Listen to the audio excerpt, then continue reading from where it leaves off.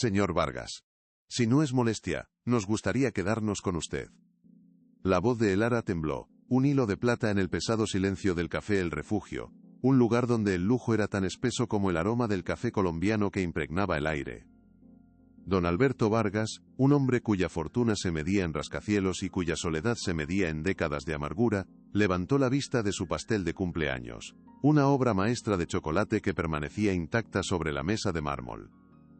Sus ojos, del color de una tormenta lejana que amenaza en el horizonte, se posaron primero en ella, la criada que se había atrevido a hablar sin que se le dirigiera la palabra, y luego en la pequeña figura que se aferraba con fuerza a su falda.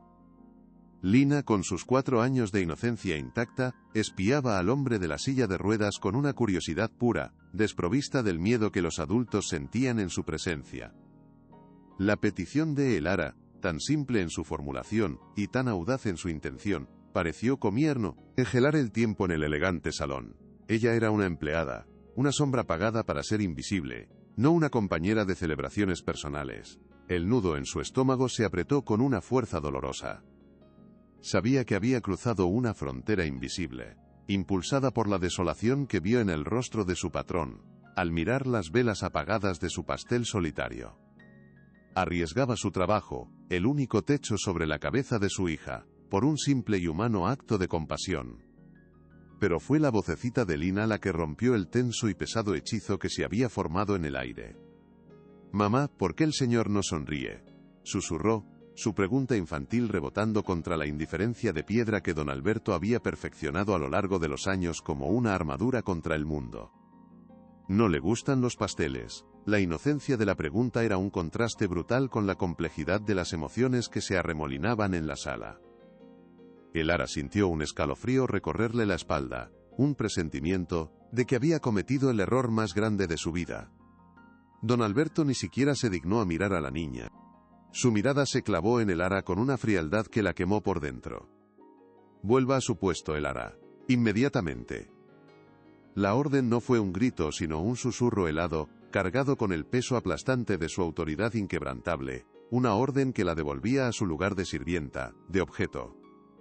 La humillación fue instantánea y pública, un calor que le subió por el cuello y le quemó las mejillas, haciéndola sentir desnuda y expuesta ante los demás clientes del café, que ahora la miraban con una mezcla de curiosidad y lástima.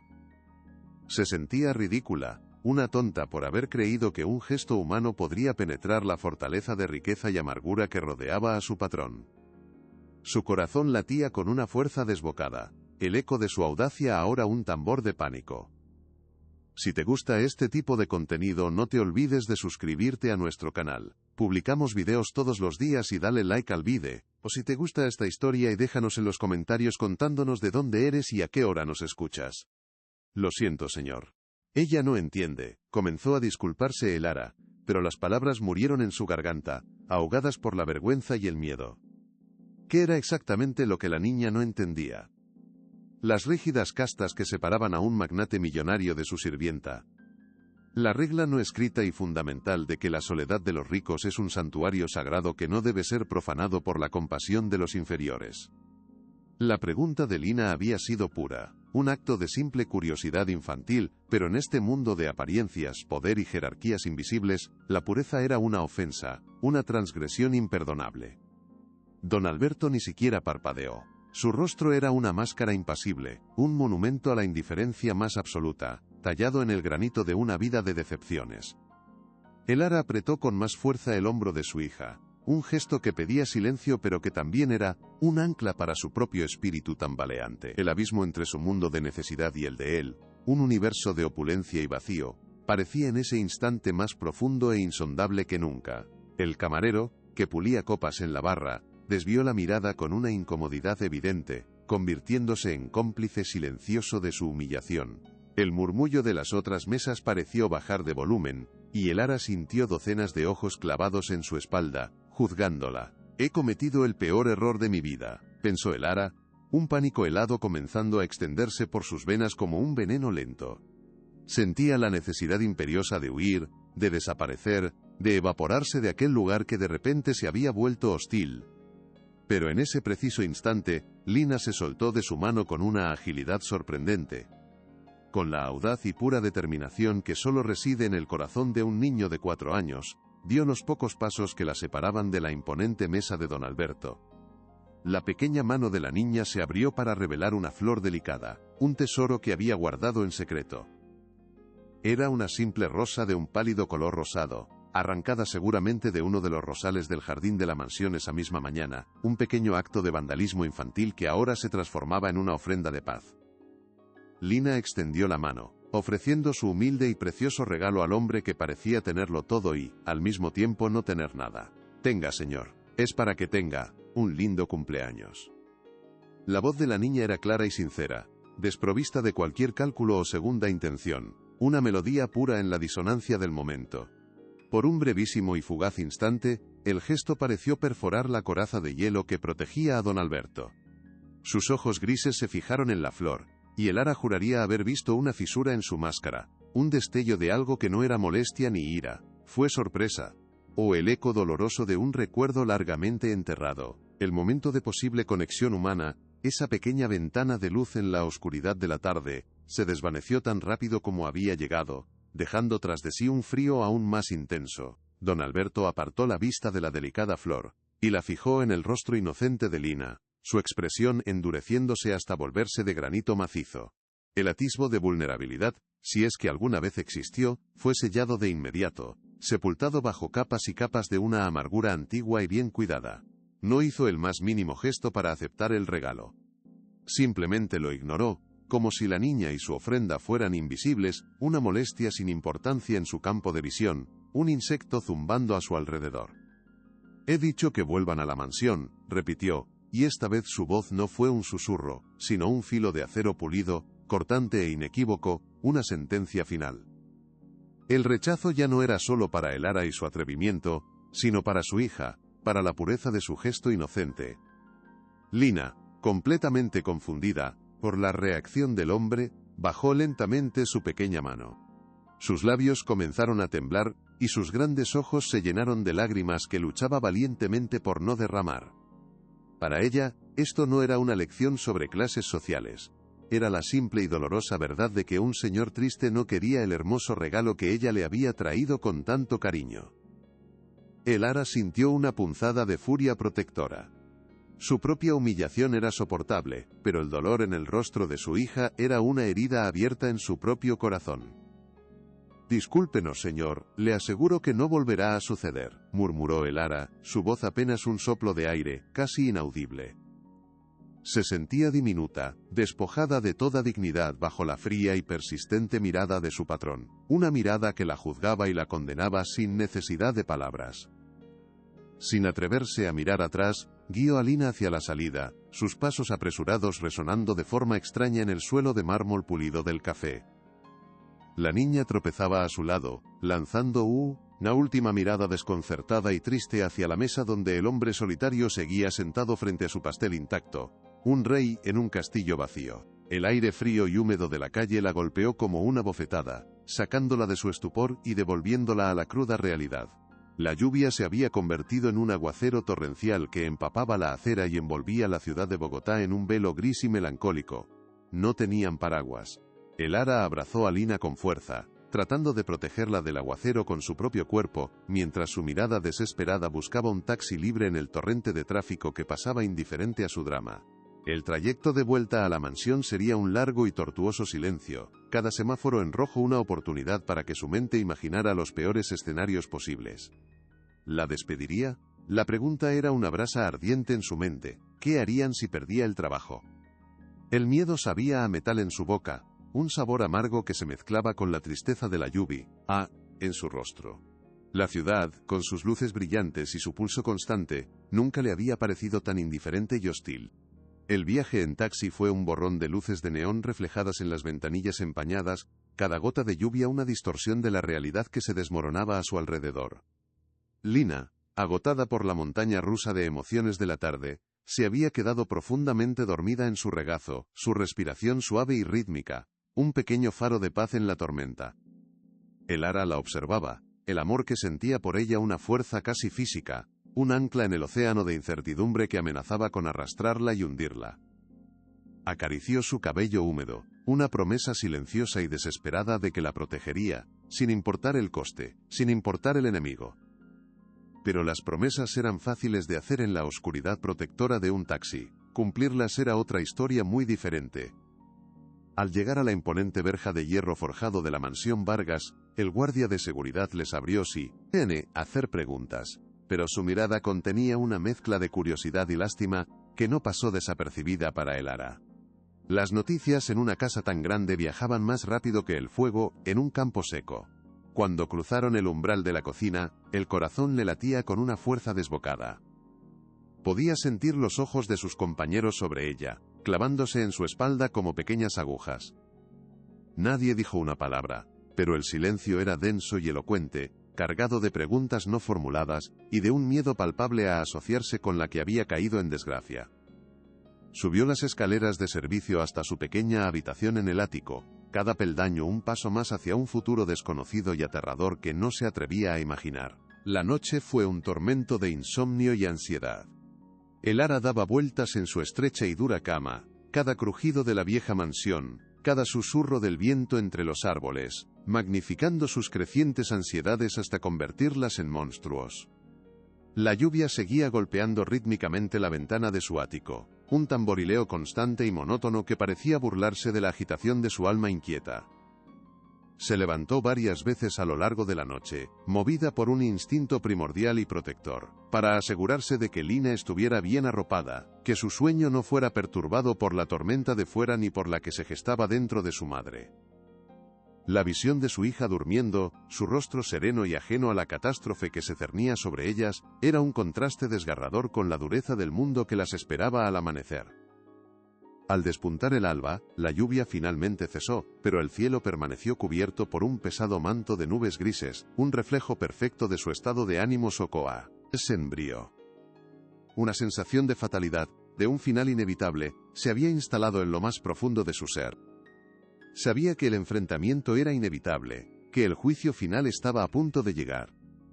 Con un suspiro de resignación, se vistió con su uniforme limpio y perfectamente planchado, un pequeño acto de desafío, una forma de aferrarse a la normalidad en un mundo que se estaba desmoronando. Bajó a la cocina antes que nadie y preparó el café de don Alberto con la misma precisión mecánica de siempre, mientras su mente corría a 1000 por hora, buscando una salida que no existía. Fue Ricardo, el mayordomo principal, un hombre de pocas palabras, quien la interceptó. El señor Vargas desea verla en la biblioteca. Inmediatamente. La biblioteca era la habitación más intimidante de toda la mansión, un santuario de silencio, conocimiento y poder acumulado. Las paredes estaban revestidas de estanterías de caoba oscura que se elevaban hasta el techo, repletas de miles de libros encuadernados en cuero que parecían no haber sido tocados en años, meros objetos decorativos. El aire olía a polvo, a madera vieja, y a la inconfundible fragancia del dinero antiguo, un aroma que a Elara siempre le había parecido opresivo. Don Alberto la esperaba detrás de un escritorio tan grande como una barca, su silla de ruedas casi oculta en la penumbra que reinaba en la estancia a pesar de la luz matutina. Pero no estaba solo. De pie a su lado, como un guardián sombrío, como un cuervo esperando su presa, se encontraba un hombre de unos 50 años, vestido con un traje impecable y una expresión de superioridad condescendiente. Elara lo reconoció al instante. Era el licenciado Ernesto Salazar, el abogado personal de don Alberto, un hombre con fama de ser tan astuto como carente de escrúpulos, un tiburón en un mundo de peces pequeños. Su presencia allí era una sentencia de muerte. El verdugo había llegado. «Buenos días, señor Vargas, licenciado», dijo Elara, su voz sonando extrañamente hueca y formal en la quietud de la habitación, un susurro en una catedral. Salazar la examinó de arriba a abajo, su mirada fría y calculadora desnudándola de cualquier defensa que pudiera tener, haciéndola sentir insignificante. No se molestó en devolverle el saludo.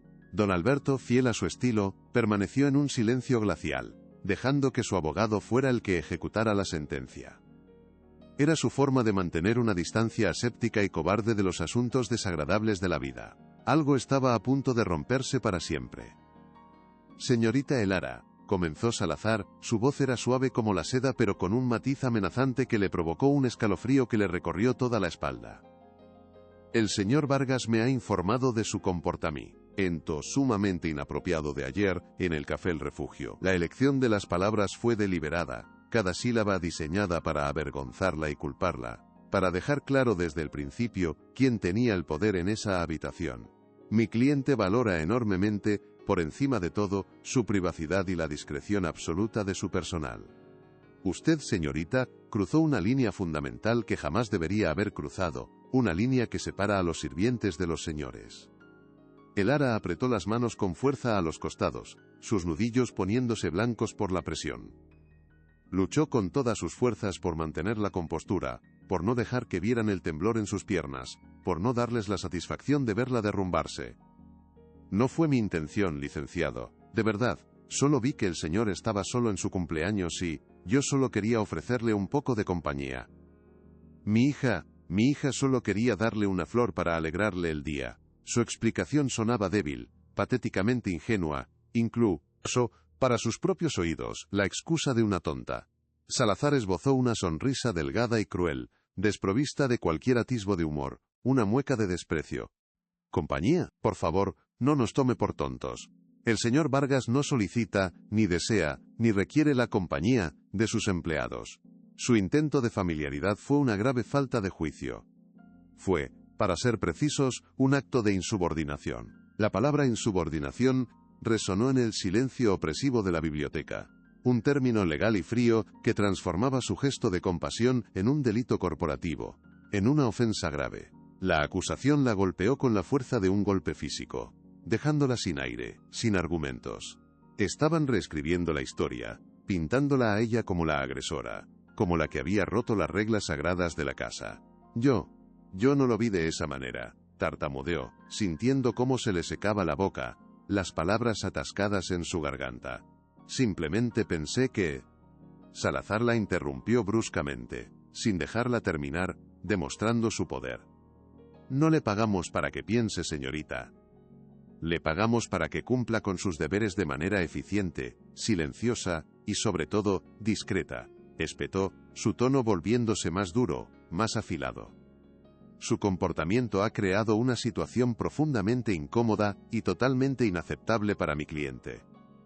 El abogado comenzó a caminar lentamente alrededor del escrito, río, acercándose a ella, invadiendo su espacio personal, como un depredador que acorrala a su presa antes de dar el golpe final. Se sentía atrapada, sin escapatoria, entre la imponente figura de Salazar y el silencio glacial y juzgador de don Alberto a sus espaldas. Un silencio que era casi más aterrador que las palabras del abogado. El señor Vargas es un hombre de negocios, un filántropo, no es un amigo de su personal. Debería haber entendido esa distinción fundamental. Entenderá que no podemos permitir que este tipo de incidentes tan lamentables sienten un precedente. Sería el caos absoluto en esta casa. Su petición es tan indecente como su salario, Elara. Vuelva a su lugar. La voz de don Alberto finalmente cortó el aire, baja, rasposa y cargada de un veneno que la paralizó por completo. Fue la primera vez que se dirigía a ella directamente esa mañana, y sus palabras fueron infinitamente más crueles que cualquier cosa que el abogado hubiera dicho, un golpe bajo y certero. La frase la golpeó directamente en el estómago, arrancándole el aliento y la poca dignidad que le quedaba, dejándola vacía. Vuelva a su lugar. La frase la reducía a un objeto, a una cosa que se había movido de su estante asignado y debía ser devuelta sin contemplaciones. La cruel y calculada mención de su salario fue un golpe bajo, un recordatorio brutal de su dependencia económica, de su insignificancia en su opulento y desalmado universo. Elara sintió que las lágrimas le quemaban los ojos, una marea de humillación y rabia que amenazaba con desbordarse, pero se juró a sí misma que no lloraría. No frente a ellos, no les daría esa satisfacción, no les mostraría su debilidad. Levantó la barbilla, un gesto de desafío casi imperceptible, y su mirada se encontró con la de don Alberto por una fracción de segundo. Lo que vio allí la heló hasta los huesos, un vacío absoluto, una ausencia total de empatía o reconocimiento. Era como mirar a los ojos de un hombre hueco, un cascarón lleno de dinero y de una amargura tan profunda que lo había consumido todo por dentro. La compasión que había sentido por él en el café se evaporó en ese instante, reemplazada por una ira fría y justa que le dio una fuerza inesperada. Dadas las circunstancias, el señor Vargas ha decidido, con efecto inmediato, prescindir de sus servicios, anunció Salazar con una formalidad gélida, saboreando cada palabra, disfrutando de su poder para destruir una vida. Su contrato de trabajo queda rescindido. La noticia, aunque la esperaba con una certeza dolorosa, cayó sobre ella como una losa de cemento. Despedida. La palabra retumbó en el silencio opresivo de la biblioteca, un eco que parecía no tener fin. Todo por un simple acto de amabilidad, por una flor ofrecida con el corazón. Dentro de este sobre, continuó el abogado, deslizando un sobre blanco por la superficie pulida del escritorio como si le ofreciera un hueso a un perro, encontrará su liquidación final. Es una cantidad generosa, considerando la gravedad de su falta. Sin embargo, su aceptación está condicionada a la firma de este acuerdo de confidencialidad. Colocó un documento con varias páginas y un bolígrafo de oro junto al sobre. Firme aquí, y este desagradable asunto quedará zanjado para siempre. No hablará de esto, ni de nada relacionado con la vida del señor Vargas, con absolutamente nadie. Es una simple formalidad para proteger la privacidad de mi cliente. La oferta era una trampa envuelta en dinero, una jaula dorada. Le estaban pagando para que comprara su versión de los hechos, para que admitiera su culpa y se desvaneciera en silencio como si nunca hubiera existido. Querían borrar su existencia de la mansión, y ahora intentaban comprar su verdad, su voz, su alma. La humillación era absoluta. Le quitaban el trabajo, el hogar, y ahora intentaban arrebatarle su dignidad. El ara miró el papel, el bolígrafo y el sobre. La lógica, la razón, el instinto de supervivencia le gritaban que firmara. El dinero era un salvavidas en medio del océano. Con esa cantidad, podría alquilar un pequeño apartamento para ella y Lina, ganar tiempo para encontrar otro trabajo, para empezar de nuevo lejos de allí. Su instinto de madre le decía que fuera práctica, que pensara en el bienestar de su hija por encima de todo, por encima de su orgullo.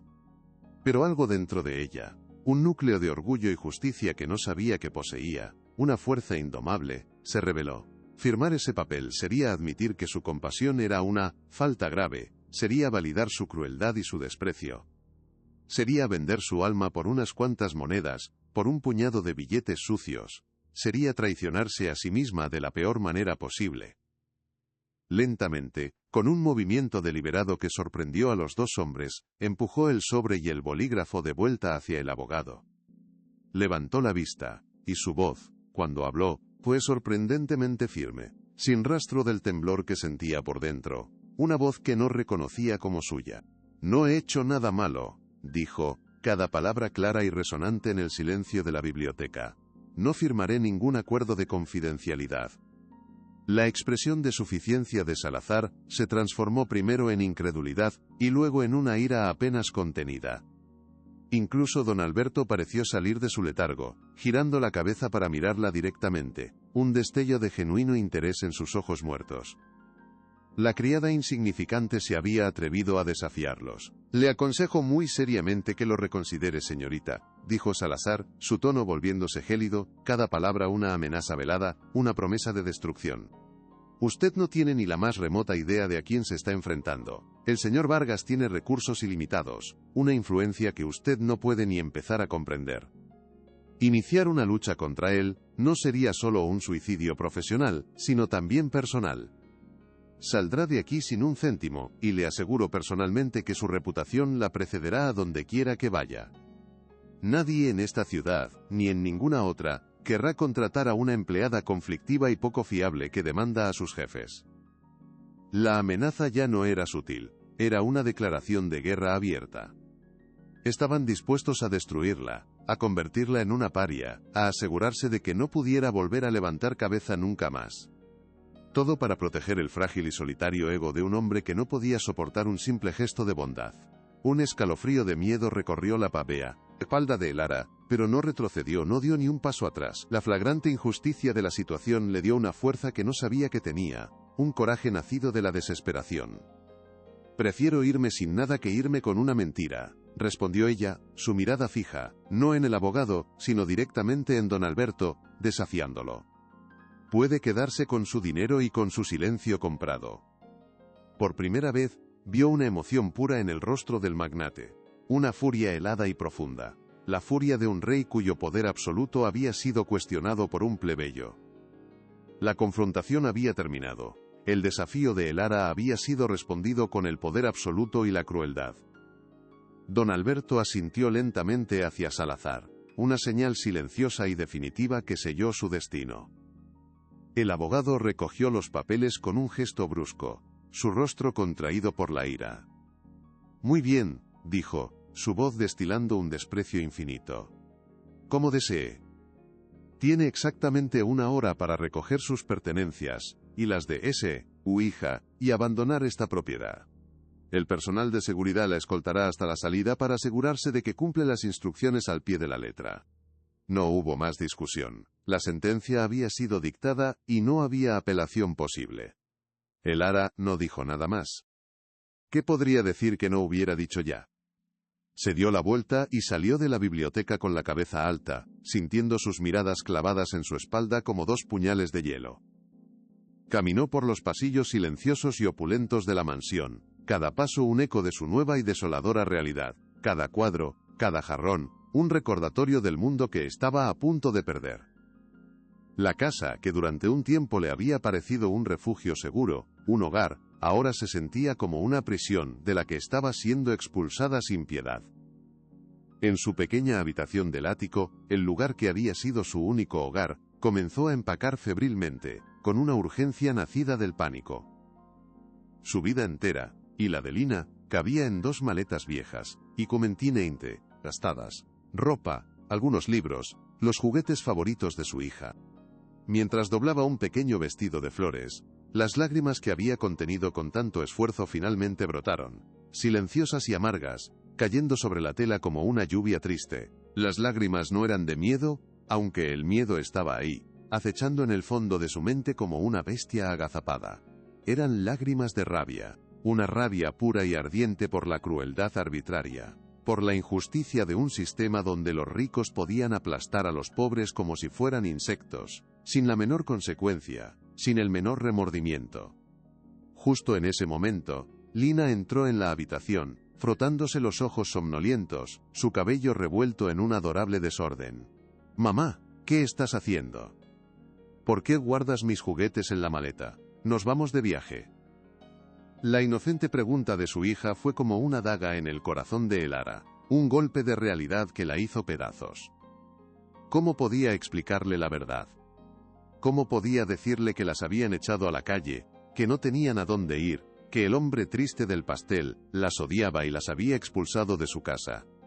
Se arrodilló, ocultando su rostro lleno de lágrimas, y abrazó a su hija con una fuerza desesperada, inhalando su aroma infantil como si fuera el aire que necesitaba para respirar. «Sí, mi amor», dijo, luchando para que su voz no se quebrara, para que sonara alegre y emocionada. «Nos vamos a una nueva aventura, una muy especial». La mentira le supo a ceniza en la boca, pero era la única armadura que podía ofrecerle a la inocencia de su hija en ese momento. Lina, sintiendo solo la emoción de la promesa, sonrió. «Una aventura», repitió, ajena a la tormenta que se cernía sobre ellas. La sonrisa de su hija le dio a Elara la fuerza que necesitaba para seguir adelante, para enfrentar lo que viniera. Cuando bajaron las escaleras de servicio por última vez, con una maleta en cada mano, un guardia de seguridad ya las esperaba junto a la puerta trasera, su rostro una máscara de profesionalismo impersonal. Sin embargo, Elara pudo ver un atisbo de lástima en sus ojos antes de que apartara la mirada, un pequeño gesto de humanidad en un mar de indiferencia. En la cocina, el resto del personal las observaba desde la distancia, sus rostros una mezcla de compasión y miedo, mucho miedo. Nadie se acercó. Nadie se atrevió a decir adiós, ni siquiera con un susurro. El temor a la ira de don Alberto era un muro invisible pero infranqueable, más fuerte que cualquier lazo de compañerismo o amistad. Elara lo entendió perfectamente. No los culpaba. Ella también había tenido miedo durante mucho tiempo, un miedo que la había mantenido callada e invisible. Pero ya no. Al salir por la puerta y caminar por el sendero de grava hacia la verja principal, se sintió extrañamente ligera, como si se hubiera quitado un peso de encima. Había perdido su trabajo, su hogar y toda su seguridad material, pero había recuperado algo mucho más valioso, algo que no tenía precio, su dignidad. El guardia les abrió la imponente verja de hierro forjado, y salieron a la acera. La verja se cerró detrás de ellas con un sonido metálico, pesado y definitivo, como la puerta de una celda. Estaban fuera. Solas. El mundo se sentía vasto, indiferente y aterrador. Elara miró por última vez la mansión, una fortaleza de piedra que albergaba a un prisionero de su propia soledad. Esto no ha terminado, pensó, una determinación de acero forjándose en su corazón. El sol, como un tímido y sorprendente aliado, comenzaba a abrirse paso entre las nubes grises, proyectando largos rayos de luz sobre la ciudad húmeda y reluciente, como si la naturaleza quisiera darles la bienvenida a su nueva vida. La vida seguía su curso, ajena a su drama personal. Elara tomó la manita de Lina, apretándola con una fuerza que era tanto una promesa, como una súplica silenciosa. «Vamos, cariño. Es hora de empezar nuestra gran aventura». La niña, contagiada por la renovada determinación en la voz de su madre, le devolvió el apretón con toda su fuerza infantil, y levantó la vista hacia ella con una sonrisa radiante, llena de una confianza absoluta que le rompió el corazón a Elara. Juntas, madre e hija, comenzaron a caminar por la larga acera, alejándose de la mansión de la opulencia y la soledad, sin mirar atrás. No tenían un destino claro, ni un plan, ni un céntimo de más en el bolsillo. No tenían nada, pero se tenían la una a la otra. Y en ese preciso instante, bajo el sol emergente de Bogotá, eso parecía ser más que suficiente para empezar a luchar. Mientras tanto, en el café El Refugio, un empleado de la limpieza encontró la pequeña flor rosa, ya un poco marchita y pisoteada, debajo de una mesa. Sin pensarlo dos veces, la barrió junto con las migas y las servilletas de papel, y la arrojó sin contemplaciones a la basura. Un final, insignificante para un gesto tan grande. Pero aquello no era un final. Era, sin que nadie en el mundo lo supiera, el verdadero comienzo de todo. Los primeros días fueron un descenso a un infierno de incertidumbre y miedo. Con el poco dinero que tenía ahorrado, Elara alquiló una habitación minúscula y húmeda en una pensión de un barrio pobre y ruidoso, un lugar donde el sol parecía no llegar nunca.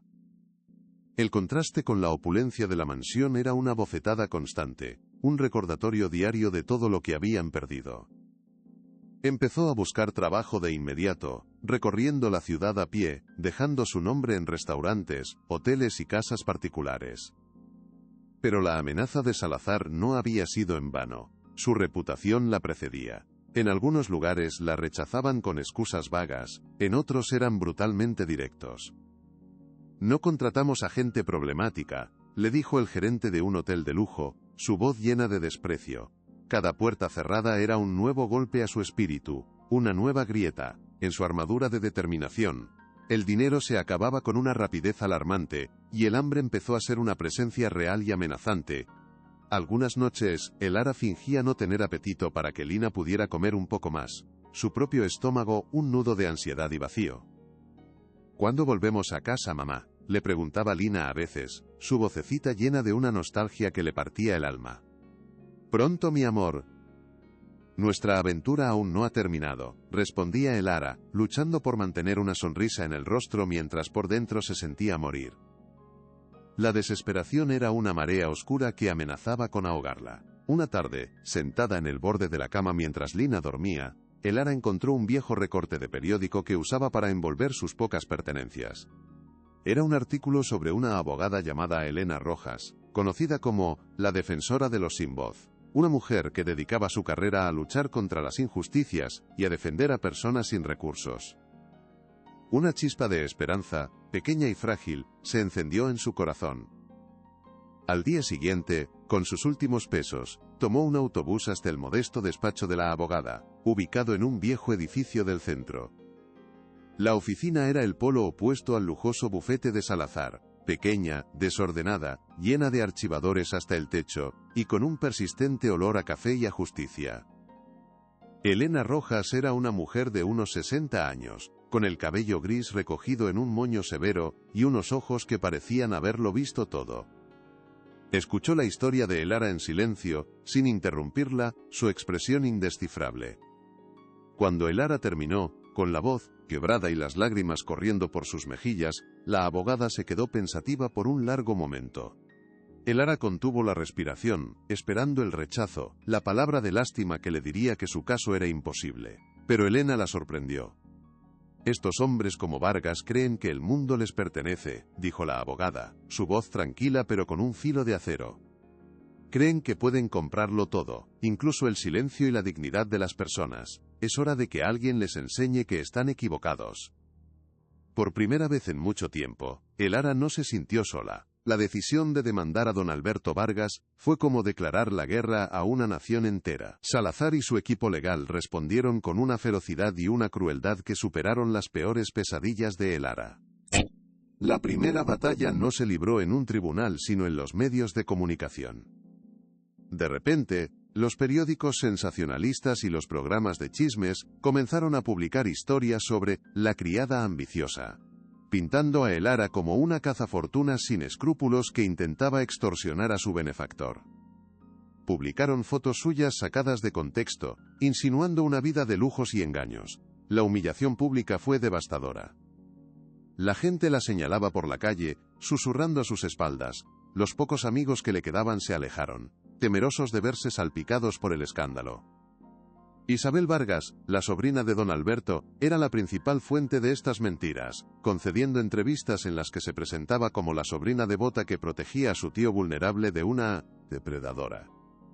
«Un hombre de mi posición no se mezcla con el personal, y menos en asuntos personales», declaró Isabel en una revista de sociedad citando supuestamente a su tío.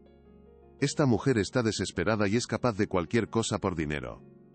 Elara se sentía atrapada en una pesadilla, su nombre y su reputación destrozados sin piedad. «Están intentando destruirme antes de que pueda hablar», pensó, una noche, mientras leía otro titular venenoso. La presión era insoportable, pero la mirada de confianza en los ojos de su hija cada mañana le daba la fuerza para no rendirse. En medio de la tormenta mediática y la preparación para el juicio, Elara intentaba encontrar sentido a las pocas pistas que tenía. Una noche, mientras ordenaba la ropa de Lina en su pequeña habitación, encontró el viejo collar con el dije roto que la niña había recogido en el jardín de la mansión meses atrás. Lo había guardado como un recuerdo de un tiempo más feliz, pero ahora lo miraba con otros ojos. Era un dije de plata con forma de corazón, partido por la mitad. En el reverso, apenas legible, había una inicial grabada. Una S. Sofía, pensó Elara, el nombre de su madre. Un escalofrío le recorrió la espalda. Recordó entonces con una claridad repentina algo que había olvidado. El viejo álbum de fotos que siempre estaba en la mesita de noche de la habitación de invitados. Un día limpiando, lo había abierto por curiosidad, y había visto una foto de un don Alberto mucho más joven, sonriendo, junto a una mujer que no era su difunta esposa. En la foto también había un niño pequeño. En ese momento no le dio importancia. Pero ahora la imagen volvía a su mente con una fuerza abrumadora. ¿Quién era esa mujer? ¿Y ese niño?, se preguntó. La pieza más importante, sin embargo, seguía fuera de su alcance. La carta que había visto dentro del libro en la biblioteca. Sabía que esa carta era la clave, pero estaba encerrada en la fortaleza del enemigo, inaccesible. Sentía que estaba armando un rompecabezas a oscuras, con la mitad de las piezas perdidas. Pero por primera vez, empezaba a vislumbrar una imagen, una verdad terrible y oculta que lo cambiaría todo. La negativa de Elara a aceptar el acuerdo de confidencialidad enfureció a Salazar y a su cliente, haciendo que la batalla legal se recrudeciera, volviéndose aún más personal y sucia, una guerra de desgaste diseñada para aniquilarla psicológicamente antes de pisar un tribunal. Llegó el temido día de las deposiciones, un interrogatorio formal bajo juramento que, por estrategia de intimidación, se llevó a cabo en las propias oficinas de los abogados de Vargas. Elara tuvo que sentarse en una enorme y gélida sala de juntas, frente a Ernesto Salazar y su equipo de 5 abogados, sintiéndose como un animal acorralado por una manada de depredadores con trajes impecables. El aire olía a cuero caro y a una victoria anticipada que la hacía sentir diminuta, casi invisible. Durante horas, Salazar la bombardeó con preguntas insidiosas, tratando de torcer cada una de sus palabras, de pintarla como una mentirosa patológica, una ladrona, y una oportunista sin escrúpulos. «No puedo dejar que me vean deudar», pensó Elara, aferrándose a la imagen de su hija como un ancla en medio de la tempestad. Intentó ridiculizar el origen del conflicto, buscando hacerla parecer estúpida e infantil ante el transcriptor judicial, que tecleaba cada sílaba con una indiferencia mecánica. Así que, señorita Elara, comenzó el abogado con un sarcasmo venenoso, inclinándose sobre la pulida mesa de caoba como una serpiente a punto de atacar, aclaremos esto para el registro, por favor, porque me cuesta creerlo. Usted alega que fue despedida de manera injusta y arbitraria. Y todo este calvario, toda esta demanda millonaria que ha costado tanto tiempo y dinero, comenzó porque a su hija de 4 años se le ocurrió la brillante idea de regalarle ¿Una flor a mi cliente? Salazar hizo una pausa dramática, saboreando el momento, dejando que la implicación de la pregunta flotara en el aire viciado de la sala, buscando la risa cómplice de sus colegas. Luego, con un desprecio infinito que goteaba de cada sílaba, añadió la palabra clave, el arma que creía definitiva para humillarla. ¿Es eso correcto? Todo este circo por una simple flor. La forma en que pronunció la palabra estaba cargada de un desdén calculado, como si fuera la cosa más absurda y ridícula del mundo, un detalle insignificante que demostraba la frivolidad y la estupidez de su causa. Quería hacerla sentir pequeña, avergonzada, una tonta que había montado un escándalo por nada. Pero en lugar de quebrarse, en lugar de llorar, Elara sintió una oleada de claridad y una furia helada que recorrió sus venas y le dio una fuerza inesperada. Él, en su infinita arrogancia, había identificado sin saberlo el corazón mismo del asunto, la verdad fundamental que él era incapaz de ver. No se atreva a manchar el gesto de mi hija, pensó, su determinación solidificándose como el acero. Levantó la vista, sus ojos encontrándose con los de él sin titubear, sin miedo. No era una simple flor, licenciado, respondió ella, su voz tranquila pero llena de una convicción que resonó en la sala, silenciando el tecleo del transcriptor y borrando la sonrisa de los rostros de los abogados. Esa flor era un gesto de pura bondad de una niña de 4 años, que todavía no conoce el cinismo ni la maldad del mundo. Era un intento de conectar con otro ser humano que parecía terriblemente solo y triste. Un gesto de compasión que su cliente, en su infinita riqueza y poder, fue incapaz de aceptar o entender. No fuimos despedidas por una flor. Fuimos despedidas por atrevernos a tener compasión en un lugar donde aparentemente está prohibida. La respuesta de Elara, tan simple y a la vez tan profundamente moral, descolocó por completo a Salazar. Por un instante la máscara de suficiencia se resquebrajó, dejando al descubierto una sorpresa genuina y una pizca de incomodidad. La simpleza y la fuerza de sus palabras lo dejaron sin una réplica inmediata, una rara ocurrencia para el elocuente y siempre preparado abogado. Incluso los otros letrados parecieron sorprendidos por la fuerza y la dignidad de su respuesta, intercambiando miradas incómodas, como si se dieran cuenta de que habían subestimado gravemente a su oponente. Habían esperado lágrimas, miedo y contradicciones, no una lección de humanidad que los dejaba expuestos en su propia crueldad. Pero esa confrontación, la mención de ese gesto en el café, le trajo a Elara otro recuerdo, otra pieza del rompecabezas que no sabía que estaba armando en su mente, una imagen que había permanecido latente. La biblioteca, siempre volvía a la biblioteca. Recordó una tarde en particular, poco después de empezar a trabajar en la mansión, cuando aún estaba aprendiendo las estrictas reglas de la casa. Estaba limpiando el polvo de los libros en el enorme y solemne escritorio de don Alberto. Había un volumen muy gastado de 100 años de soledad. Su lomo casi roto por el uso, que siempre estaba en el mismo lugar, como un objeto sagrado. Al levantarlo con cuidado para limpiar debajo, una hoja de papel doblada y amarillenta por el tiempo se deslizó parcialmente. Por puro instinto y por miedo a ser acusada de curiosear, la empujó de nuevo dentro sin mirarla, respetando la norma sagrada de no tocar nada personal. Una carta, pensó ahora, su pulso acelerándose con la revelación. ¿Qué podría contener esa carta olvidada? ¿Por qué guardarla en ese libro en particular? Lo más fuerte está por venir. Quédate hasta el final. El gran día en el tribunal de familia había llegado, un coloso de hormón y cristal que parecía diseñado para empequeñecer a cualquiera que entrara buscando justicia, un templo moderno donde los destinos se decidían bajo luces frías. La sala de audiencias era un espacio solemne y gélido, con paneles de madera oscura que absorbían el sonido y la esperanza a partes iguales, creando una atmósfera de juicio final. El aire estaba cargado de una tensión casi palpable, una mezcla del aroma a papel viejo de los archivos y el perfume caro de los abogados que pululaban como cuervos esperando su festín. Elara estaba sentada en un banco de madera dura, con su modesto traje sastre que había comprado de segunda mano, sintiéndose completamente fuera de lugar, una simple gorrión en una jaula de halcones. A pocos metros, en la mesa de la defensa se sentaba don Alberto Vargas, una figura impasible en su silla de ruedas, flanqueado por el imperturbable Ernesto Salazar y un pequeño ejército de asistentes legales que susurraban y ordenaban documentos con una eficiencia intimidante y cruel. En la primera fila del público, Isabel Vargas, la sobrina, observaba la escena con una sonrisa de superioridad mal disimulada, segura de la inminente victoria que la consolidaría como única heredera. Elara intentó respirar hondo, pero el aire parecía negarse a llenar sus pulmones. «Tienes que ser fuerte». Porlina, se repitió a sí misma como un mantra silencioso, su única armadura contra el miedo que la atenazaba. «No puedo flaquear ahora. No después de todo lo que hemos pasado». Las miradas de los periodistas en su nuca eran como agujas, sus bolígrafos listos para devorar su humillación y escupirla en los titulares de la mañana. Algo estaba a punto de romperse. El juez Ramírez, un hombre de rostro severo y mirada cansada, golpeó su mazo con un sonido seco que pareció quebrar el aire, y el murmullo de la sala se extinguió de inmediato, dejando un silencio pesado y expectante.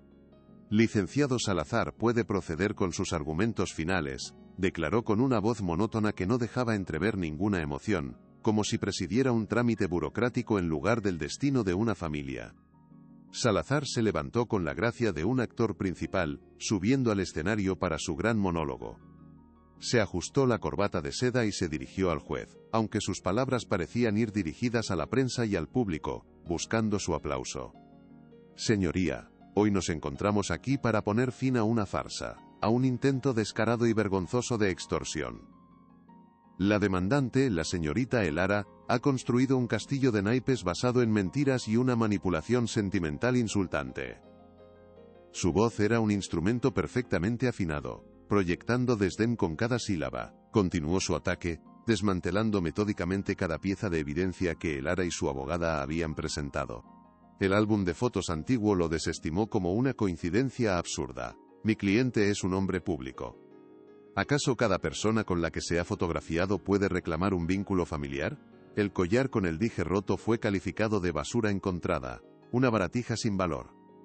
Presentar un trozo de metal oxidado como prueba de un supuesto lazo familiar es, francamente, ridículo, argumentó, provocando una risa ahogada de Isabel en la primera fila.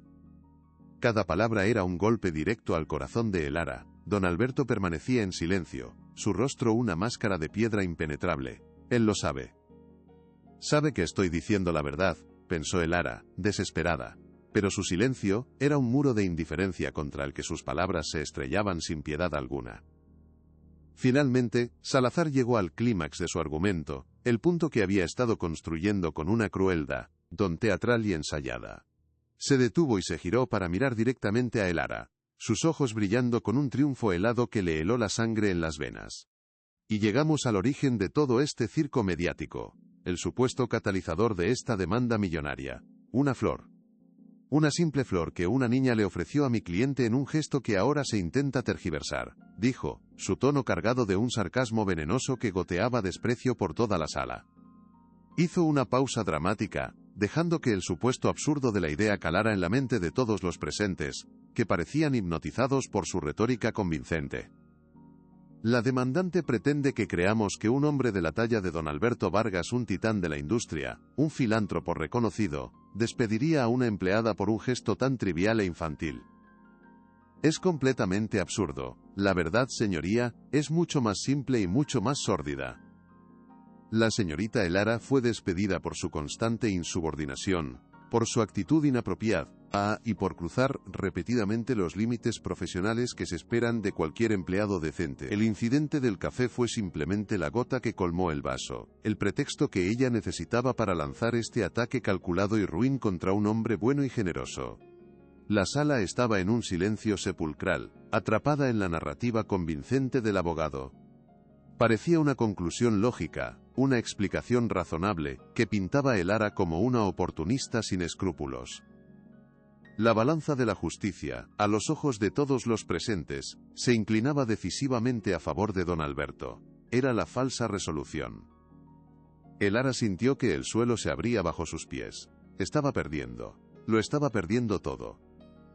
El juez Ramírez parecía estar asintiendo ligeramente, su expresión endureciéndose hacia ella. La derrota era un sabor amargo en su boca, un veneno que le paralizaba el alma. El juez carraspeó, su mirada fija en los papeles que tenía delante, como si ya hubiera tomado una decisión, y todo lo demás fuera un mero formalismo que debía cumplir. Señorita Elara, ¿tiene algo que añadir antes de que me retire a deliberar? La pregunta sonó como una cortesía vacía. Una última formalidad antes de la inevitable sentencia que la aplastaría para siempre y la devolvería a la oscuridad. Su propio abogado, un hombre bueno pero superado por la maquinaria legal de Vargas, la miró con una expresión de impotencia, un encogimiento de hombros casi imperceptible que gritaba: «Lo hemos intentado todo, pero es inútil, estamos acabados». El silencio en la sala era absoluto, denso, expectante. Todas las miradas se volvieron hacia ella, esperando su rendición, su llanto, su colapso final para completar el espectáculo. Este era el momento. El final del camino. Podía aceptar la derrota, hundirse en la silla y desaparecer bajo el peso de la vergüenza, o podía hacer un último intento desesperado, aunque pareciera un suicidio público ante los ojos del mundo. La imagen de Lina, esperándola en casa de una vecina, con su sonrisa inocente y ajena a la crueldad de este mundo, apareció en su mente con una claridad cegadora. No podía rendirse. No por ella. Con un esfuerzo que le pareció sobrehumano, se puso de pie. Sus piernas temblaban violentamente, pero su espalda estaba recta, un mástil solitario en medio de la tormenta.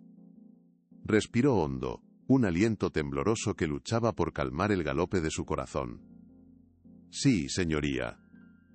Tengo algo que decir». Su voz salió más firme de lo que esperaba, un hilo de acero en la quietud de la sala. Salazar la miró con una mezcla de fastidio y diversión, como si estuviera a punto de presenciar el último y patético acto de una obra mal escrita. Elara no miró a Salazar. No miró al juez. Sus ojos se clavaron en don Alberto, buscando desesperadamente una grieta en su armadura de indiferencia. Una señal de que el hombre que fue una vez, seguía allí dentro, enterrado bajo capas de amargura y dolor. «El licenciado Salazar tiene razón en una cosa», comenzó, su voz ganando fuerza con cada palabra, alimentada por una certeza que venía de lo más profundo de su ser, la certeza de una madre que lucha por su hija. Todo esto empezó con una flor. Él la llama un detalle trivial, una excusa sentimental para una demanda. Pero se equivoca. Se equivoca profundamente. No entiende lo que realmente significaba. Hizo una pausa, dejando que sus palabras resonaran en el silencio tenso de la sala, capturando la atención de todos, incluso del juez. No era solo una planta. Era un acto de conexión. Mi hija, con sus 4 años de inocencia pura, vio a un hombre que estaba profundamente solo el día de su cumpleaños. Y su primer instinto no fue el miedo a la indiferencia, sino la compasión. Con un movimiento lento y deliberado, Elara sacó un pequeño objeto de su bolso. Lo sostuvo en la palma de su mano para que todos lo vieran. Allí, aplastada y preservada entre 2 láminas de plástico, estaba la delicada flor que Lina había ofrecido, un fantasma de lo que fue. Sus pétalos estaban casi translúcidos, su color pálido, pero su forma era inconfundible. «Esto, señoría, es la prueba de que no miento sobre lo que pasó ese día», dijo Elara, su voz temblando de emoción contenida. «Recogí esto del suelo del café después de que su cliente humillara a mi hija delante de todos. La guardé porque representaba la inocencia que él despreció con tanta crueldad». Salazar soltó una carcajada burlona, un sonido feo y estridente que rompió la solemnidad del momento. «Esto es un circo, una flor seca». «Señoría, le ruego que ponga fin a esta farsa de una vez por todas. Esto no prueba absolutamente nada». El juez Ramírez frunció el ceño, claramente molesto, por el dramatismo que percibía como una pérdida de tiempo y un insulto a la inteligencia de la corte. «Señorita, a menos que esta pieza de evidencia tenga una relevancia directa y demostrable, tendré que declararla inadmisible. Parecía que la última carta de Elara había fallado. La humillación era total, estaba a punto de derrumbarse bajo el peso de las miradas de lástima y desprecio. Pero entonces, la verdadera jugada comenzó, el movimiento que lo cambiaría todo. Tiene toda la relevancia, señoría, afirmó Elara, su voz ahora calmada y llena de una autoridad inesperada que silenció a todos. Dejó la flor sobre la mesa y sacó el siguiente objeto de su bolso, una carta amarillenta. Y aquí está la prueba de ello. Salazar palideció al instante. Un antiguo mayordomo, despedido injustamente, se la había hecho llegar. ¿De dónde ha sacado eso? «Lo ha robado», gritó, perdiendo por primera vez la compostura. El juez golpeó el mazo. «Silencio, licenciado, permítame ver ese documento». Un oficial se la entregó al juez. Mientras leía, Elara continuó. «Esa carta fue escrita hace más de 30 años por mi madre Sofía a don Alberto. En ella, le habla de su amor, del hijo que acababan de tener, y de la promesa que él le hizo. Una promesa simbolizada por una rosa que él le regaló el día que nació su hijo». El juez levantó la vista de la carta, su expresión había cambiado por completo. La indiferencia había sido reemplazada por una intensa curiosidad y una sombra de comprensión. «Esta carta menciona a un hijo». «A Ricardo», dijo, leyendo una línea en voz alta con una lentitud que amplificaba el impacto de cada sílaba, haciendo que el nombre retumbara en el silencio del tribunal. Los ojos de don Alberto se abrieron de par en par, un espasmo de dolor cruzando su rostro como una herida visible y profunda, como si una vieja cicatriz se hubiera reabierto de repente. Era un nombre que no había escuchado en voz alta en décadas, una llave que abría una bóveda de dolor enterrada bajo el hormigón de su imperio. «Mi madre nunca me contó quién era mi padre», continuó Elara, las lágrimas finalmente brotando de sus ojos, no de debilidad, sino de la fuerza de una verdad que por fin salía a la luz. «Pero ahora lo entiendo todo. Entiendo por qué don Alberto es un hombre tan amargado y solitario. Porque perdió a su primer hijo, Ricardo, mi medio hermano, en un trágico accidente cuando solo tenía 5 años. Y en lugar de afrontar el dolor, decidió enterrarlo, borrarlo de su vida, junto con el recuerdo de la mujer que amaba, mi madre». La revelación cayó como una bomba silenciosa en la sala. Isabel Vargas se puso de pie de un salto, su rostro una máscara de incredulidad y furia. «Es una mentira. Mi tío nunca tuvo otro hijo. Es una impostora». Pero sus palabras sonaban huecas, desesperadas, el eco de un mundo que se desmoronaba a sus pies. La verdad tenía un peso propio, y estaba empezando a aplastarlos a todos. Elara ignoró la interrupción de Isabel, y sacó su última prueba, el viejo álbum de fotos que el mismo mayordomo le había proporcionado. Lo abrió en una página específica y se lo mostró al juez, quien lo tomó con manos reverentes. La foto era antigua, en blanco y negro, pero la imagen era dolorosamente clara. Un joven don Alberto, sonriente y lleno de vida, junto a una hermosa mujer, Sofía, la madre de Elara. Y entre ellos, un niño pequeño de unos 4 años, con una sonrisa traviesa, y unos ojos idénticos a los de su padre. El niño era la viva imagen de la felicidad perdida. Y en el cabello de Sofía, claramente visible, había una flor, un símbolo del amor que habían compartido. «Mire al niño, señoría, su nombre era Ricardo. Y ahora, mire a mi hija». Elara se giró hacia el fondo de la sala, donde Lina había entrado silenciosamente con la vecina. La niña, asustada, se aferraba a la falda de la mujer, sus grandes ojos fijos en el hombre de la silla de ruedas, como si un hilo invisible la trajera hacia él. La semejanza era innegable, asombrosa, un milagro genético que desafiaba cualquier coincidencia. Era como mirar a un fantasma a través del tiempo. El mismo cabello oscuro, los mismos ojos profundos, la misma forma de la cara. El murmullo en la sala se convirtió en un jadeo colectivo. Los periodistas se arremolinaban, sus cámaras enfocando frenéticamente entre Lina y la fotografía, capturando la verdad irrefutable que ninguna palabra podía negar. El castillo de naipes de Salazar no solo se había derrumbado, se había convertido en cenizas. Por primera vez en 30 años, la máscara de don Alberto Vargas se rompió en 1000 pedazos. Un sollozo ahogado escapó de su garganta, un sonido gutural, primario, el lamento de un hombre cuyo dolor finalmente lo había alcanzado y lo había hecho pedazos frente al mundo. Las lágrimas corrían por las arrugas de su rostro surcando caminos en la piel que había sido un yermo emocional durante décadas. Miró la foto, luego miró a Lina, Hipólitas y él. Luego de vuelta a la foto, en un ciclo de reconocimiento y agonía que parecía no tener fin. Vio a su hijo perdido.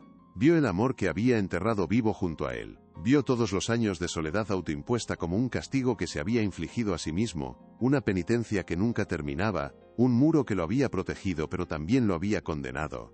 En ese instante, comprendió el gesto de Lina en el café, no como una intrusión, sino como un eco, un fantasma de un amor pasado que volvía para ofrecerle una redención que no creía merecer. La verdad, en toda su brutal y hermosa complejidad, lo había liberado y destruido al mismo tiempo. El hombre más poderoso de la sala era, en ese instante, el más vulnerable de todos. El silencio que siguió fue más profundo y significativo que cualquier palabra que se hubiera pronunciado. Era el silencio del reconocimiento, de la verdad revelada, del fin de una mentira que había durado toda una vida y había envenenado todo lo que tocaba. La justicia había llegado, pero no a través de los códigos de la ley, sino a través de la inquebrantable fuerza del corazón.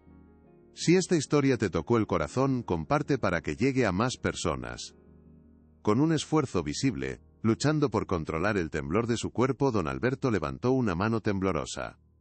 Salazar se apresuró a su lado, intentando susurrarle algo, probablemente una estrategia legal de último minuto para controlar los daños, pero el magnate lo apartó con un gesto impaciente y definitivo, como si apartara a un fantasma del pasado. Todos los ojos estaban fijos en él, conteniendo la respiración.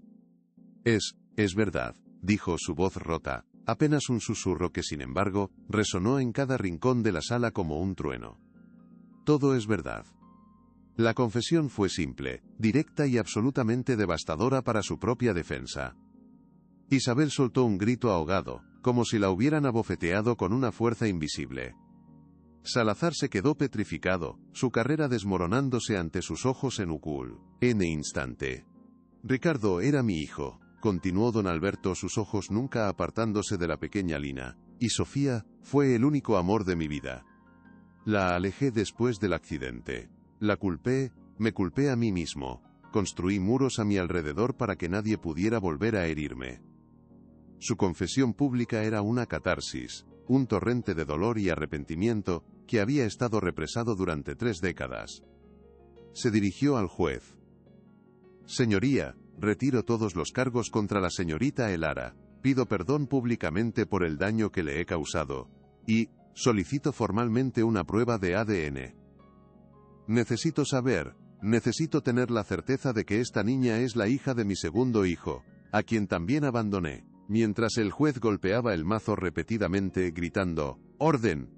¡Orden en la sala! Intentando en vano controlar el caos que había estallado, los periodistas se abalanzaron sobre ellos como una jauría hambrienta.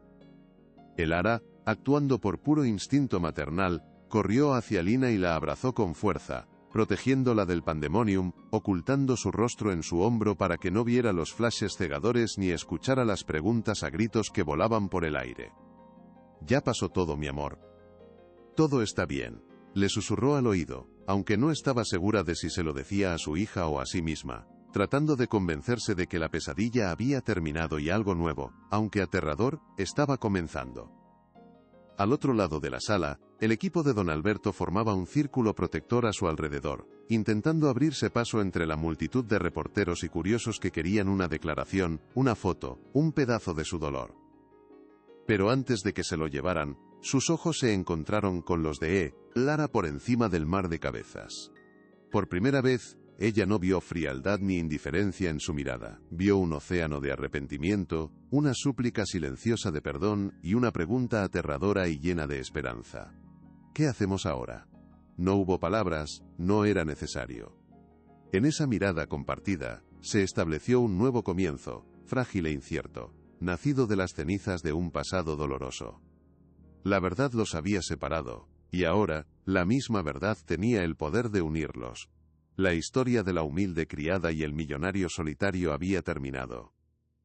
Y la historia de una familia rota a punto de reencontrarse, acababa de empezar en ese preciso instante. La noticia explotó en todos los medios de comunicación nacionales e incluso internacionales.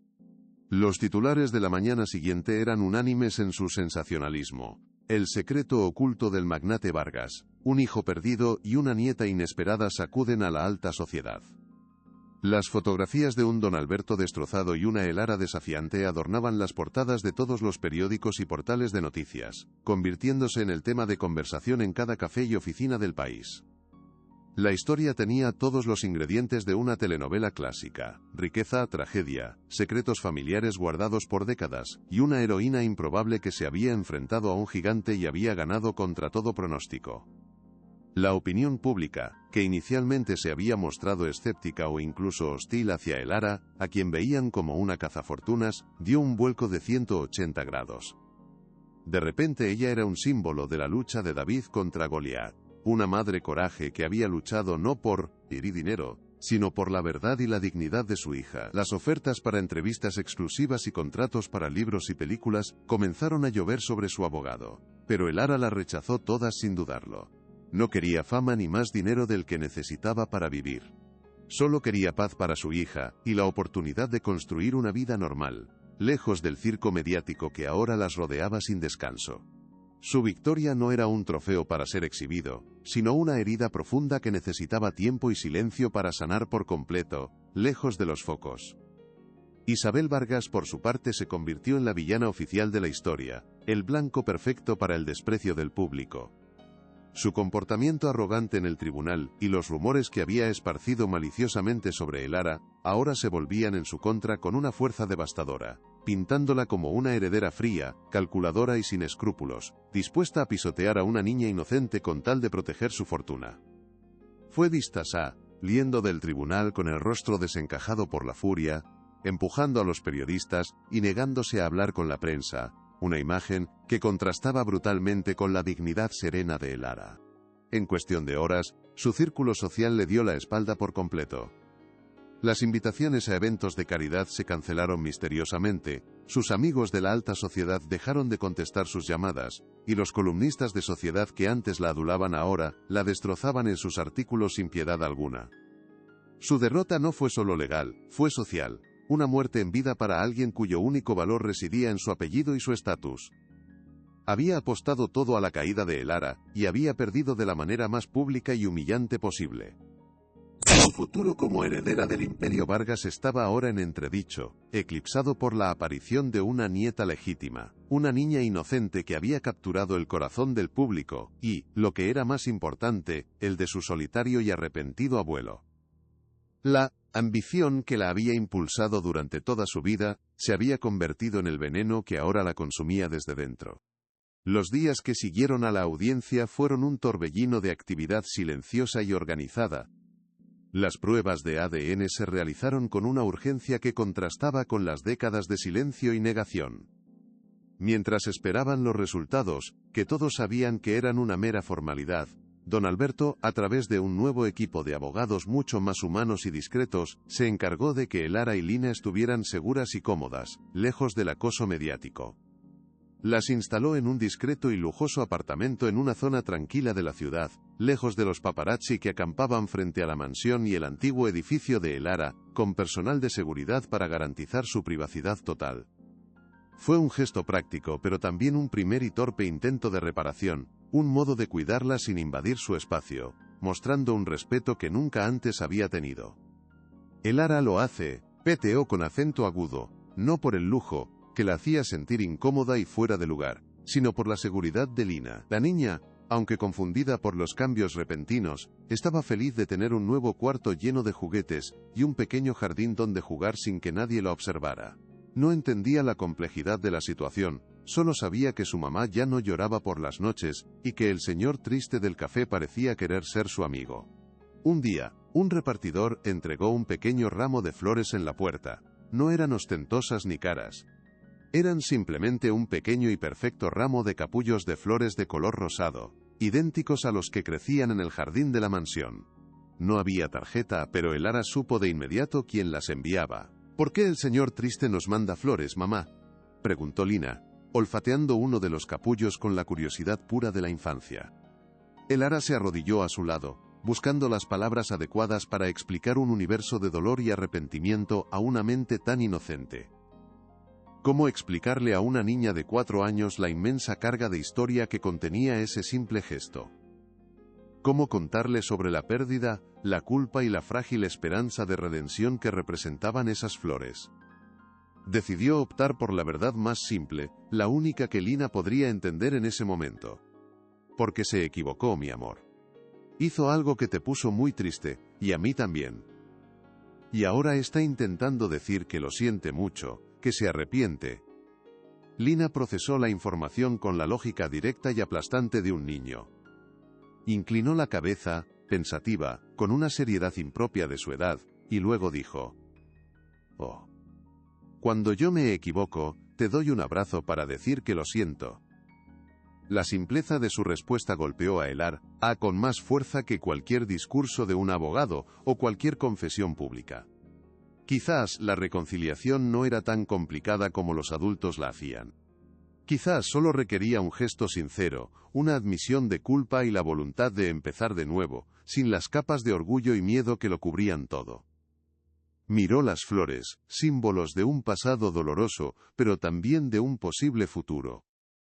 Por primera vez desde que todo había comenzado, sintió que el nudo de miedo y rabia que se había alojado en su pecho comenzaba a aflojarse, dejando espacio para algo más, algo parecido a la esperanza. El resultado del laboratorio llegó una semana después, no con una gran revelación en un tribunal, ni con una llamada telefónica dramática, sino en un simple sobre de Manila entregado por un mensajero. Don Alberto había insistido en que Elara fuera la primera en saberlo, y que estuvieran juntos cuando lo leyeran, como un primer paso para enfrentar las cosas como una familia.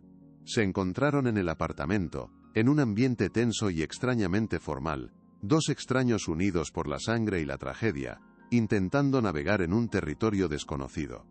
Don Alberto parecía más viejo, más frágil, despojado de su aura de poder e intimidación que tanto la había asustado. Elara por su parte se sentía extrañamente en calma, como si el mar dentro de ella finalmente se hubiera aquietado. La verdad ya estaba en su corazón, el papel solo era una confirmación para el mundo exterior. Abrió el sobre con manos firmes y leyó el informe. Las palabras técnicas y los porcentajes de probabilidad se traducían en una simple y abrumadora verdad. 99,99% de compatibilidad. Lina era, sin lugar a dudas, su nieta. La hija del hijo que había perdido 2 veces. Una por la tragedia, y otra por su propia cobardía. El silencio que siguió a la lectura no fue incómodo. Fue un silencio de aceptación. Don Alberto no lloró esta vez. Simplemente asintió. Una profunda tristeza y un atisbo de alivio luchando en sus ojos. «Lo sabía», susurró. «Mi corazón lo sabía desde el momento en que la vi». Esa tarde, le pidió a Elara que le contara sobre su hijo, y ella, por primera vez, compartió sus recuerdos, construyendo un puente de palabras sobre el abismo que los separaba. Poco después, don Alberto tomó su primera decisión no como magnate sino como abuelo. Convocó una rueda de prensa, no en una fría sala de juntas, sino en el jardín de su mansión, el mismo jardín donde Lina había encontrado el dije roto y había arrancado la flor que lo empezó todo. Frente a las cámaras de todo el país, con una serena Elara y una CEU, riosa Lina a su lado, hizo un anuncio que sorprendió a todos, y cambió las reglas del juego para siempre. «Hoy no les hablo como un hombre de negocios, sino como un abuelo», comenzó, su voz firme pero cargada de una emoción que ya no intentaba ocultar. «He pasado demasiados años construyendo un imperio de hormigón, mientras mi verdadero legado, mi familia, se desmoronaba en silencio. Eso se acaba hoy». Anunció la creación de la Fundación Sofía y Ricardo Vargas, dedicada a ayudar a madres solteras y niños en situación de vulnerabilidad, dotándola con la mitad de su fortuna personal. Y entonces, la mayor sorpresa, nombró a Elara como presidenta ejecutiva de la fundación. No era un pago por su silencio, ni un acto de caridad. Era un reconocimiento de su fuerza, su integridad y su compasión. Era una forma de transformar su dolor en un propósito, su tragedia privada en un bien público para miles de personas. Isabel, que vio la noticia por televisión desde su mansión vacía y silenciosa Compi, rendió en ese instante que lo había perdido todo. Su herencia no había sido robada, simplemente se había transformado en algo que ella nunca podría entender: la esperanza para otros. La mansión Vargas, antes un mausoleo de soledad y recuerdos amargos, comenzó a llenarse de vida de una manera que no había conocido en 30 años. Las risas de Lina resonaban en los pasillos que antes solo conocían el silencio y el eco de los pasos solitarios de un hombre atormentado. La niña, con su inocencia sanadora y su capacidad infinita para la alegría, fue el puente que unió dos mundos, el catalizador que derritió el hielo alrededor del corazón de su abuelo. Le enseñó a sonreír de nuevo, a encontrar alegría en las cosas pequeñas que el dinero no puede comprar, leer un cuento antes de dormir, hacer galletas en la enorme y moderna cocina, o simplemente sentarse juntos en el jardín, observando las mariposas danzar sobre las flores como si fuera el espectáculo más maravilloso del mundo. Don Alberto, a su vez, le contaba historias de las estrellas y los árboles, compartiendo con ella una sabiduría que había mantenido encerrada durante demasiado tiempo, abriendo su corazón por primera vez. Elara, al principio cautelosa y vigilante, poco a poco fue bajando la guardia, permitiéndose ver al hombre vulnerable detrás del magnate. Descubrió que compartían un dolor similar, una pérdida que los había marcado a ambos de formas diferentes pero igualmente profundas. Juntos, encontraron una nueva forma de familia, una que no se basaba en la sangre o las obligaciones, sino en el respeto mutuo, el perdón tácito y un amor incondicional por la niña que los había unido. El camino no fue fácil, pero por cada paso atrás, daban dos hacia adelante, sanando juntos. La transición de Elara, de criada a presidenta de una de las fundaciones más importantes del país, fue observada con una mezcla de fascinación y escepticismo por la opinión pública. Algunos la veían como un cuento de hadas moderno, la Cenicienta del siglo XXI que había encontrado a su príncipe, aunque fuera de una manera poco convencional. Otros, más cínicos, susurraban que era una arribista que había jugado sus cartas a la perfección para escalar socialmente. Pero Elara ignoró tanto los halagos como las críticas, manteniéndose fiel a sí misma y a sus principios. Se sumergió en su nuevo papel con la misma dedicación, humildad y dignidad que había demostrado limpiando los suelos de la mansión. Su experiencia de primera mano con la pobreza y la lucha le dio una perspectiva única y una empatía que ningún título universitario podría proporcionar. Viajó por todo el país, no para dar discursos en grandes auditorios, sino para escuchar las historias de otras mujeres como ella, implementan programas de vivienda, educación y apoyo legal que realmente marcaban una diferencia en la vida de las personas. Se convirtió en una voz para los que no tenían voz, una defensora incansable de los olvidados por el sistema. No llevaba trajes de diseñador ni hablaba con la jerga de los negocios, llevaba su propia verdad como estandarte, y la gente respondía a su autenticidad. Don Alberto la observaba desde la distancia con un orgullo silencioso, maravillado por la mujer en la que se había convertido, la mujer que siempre había sido, pero que el mundo y él mismo habían sido demasiado ciegos para ver. El tiempo, el gran sanador, comenzó a tejer su magia lenta pero inexorablemente.